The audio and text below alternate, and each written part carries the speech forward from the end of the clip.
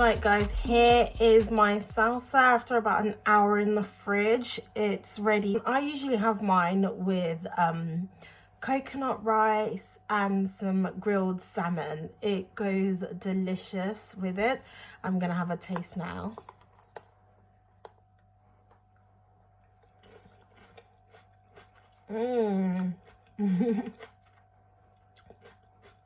It's sweet, it's crunchy. I love the textures. It's got a kick with the chili.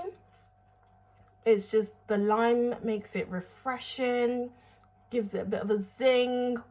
That's tasty, guys. Have a go.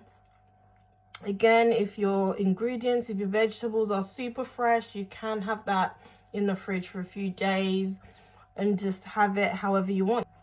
It's tasty. It's something different.